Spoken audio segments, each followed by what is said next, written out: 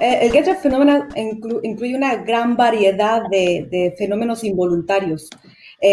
Comprende la transferencia de experiencias sensoperceptivas, de procesos mentales y comportamientos automáticos derivados de nuestra interacción con imágenes digitales y simulaciones en el mundo virtual de los videojuegos. Bueno, el Get Phenomena nos habla de fenómenos involuntarios que ocurren espontáneamente y sin premeditación del individuo, donde no podemos controlarlos.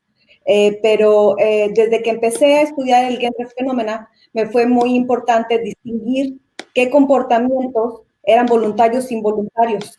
Los voluntarios son aquellos que iniciamos con premeditación. Por ejemplo, establecer la diferencia entre, por ejemplo, si juegas Guitar Hero, a lo mejor te inspira a iniciar clases de guitarra. Eso es voluntario. O la cantidad de millones de videos donde los jugadores personifican los personajes del videojuego, imitan a los personajes del videojuego. Eso es voluntario. Pero en el Genshin Phenomena lo que vemos es que de repente los jugadores se encuentran imitando poses de los personajes o tarareando canciones involuntariamente. Como hay una continuidad entre lo que es involuntario y voluntario. Muchas veces estas experiencias ocurren involuntariamente y conforme en algunas ocasiones se convierten en cosas habituales que son practicadas comúnmente. Hay de todo tipo de videojuegos, de géneros de videojuegos. Inclusive el Get Phenomena abarca todos los tipos de videojuegos comerciales y todo el tipo de plataformas. Inclusive en los primeros estudios cubrimos alrededor de 400 diferentes géneros. Hemos encontrado, en uno de mis estudios, encontré que la experiencia del GTP cuando se ocurre más severo, que ocurre diferentes manifestaciones y más frecuentemente, ocurre con videojuegos que son de estrategia, de deportes, los más multiplayer online role game y los de simulación. Inclusive, y bueno, sí tenemos un estudio con menores donde sí vemos que los chicos de 10, creo que eran 15 y 16 años, tienden a experimentar más frecuente el GTP, pero no las experiencias, no todas las manifestaciones, ¿no? Entonces, no, aún en adultos también experimentan el Get Phenomena. La transferencia de los contenidos de los videojuegos a la vida real nos facilitan diferentes procesos de imaginación. Pero lo que vemos en el Get Phenomena es que estas transferencias son de manera bastante estereotipada.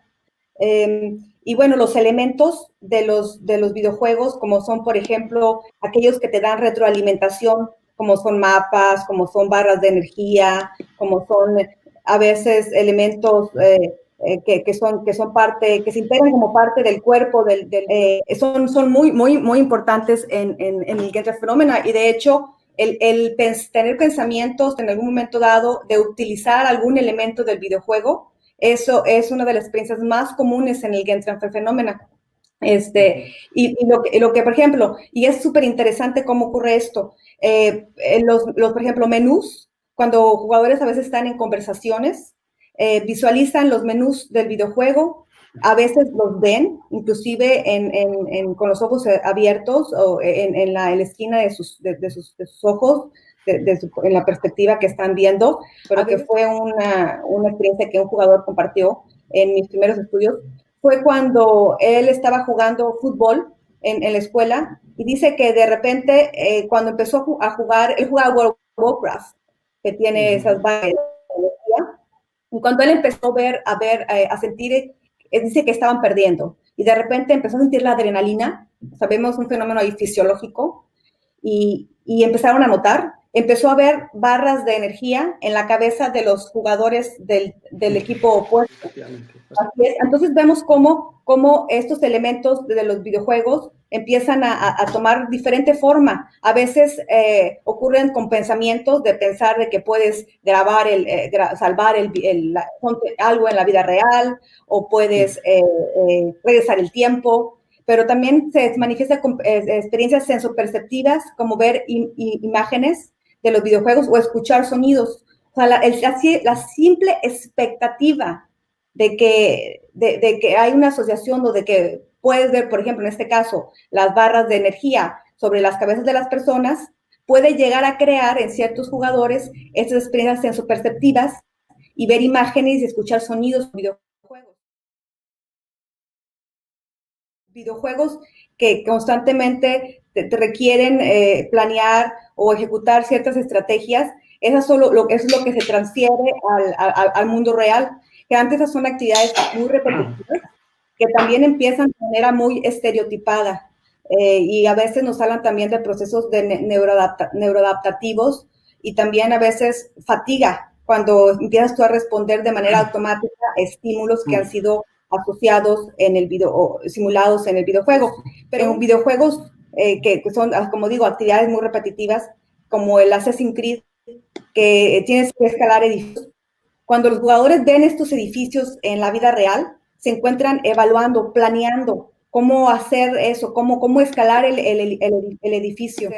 Pero lo interesante en esto es que en el GTP vemos, y lo que trata el GTP, el Game Phenomena, de hacer es operacionar, de definir todas estas manifestaciones.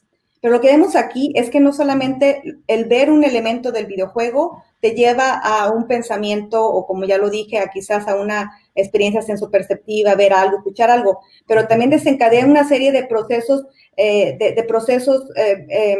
de cómo hacer las cosas, de procedimiento, desencadena la memoria de procedimiento, que te habla de las memorias de habilidades motoras y de las destrezas cognitivas, que pues son las que nos permiten interactuar en el mundo ambiente, y que son las que están relacionadas, como por ejemplo el escribir o el aprender a motocicleta o el conducir un automóvil.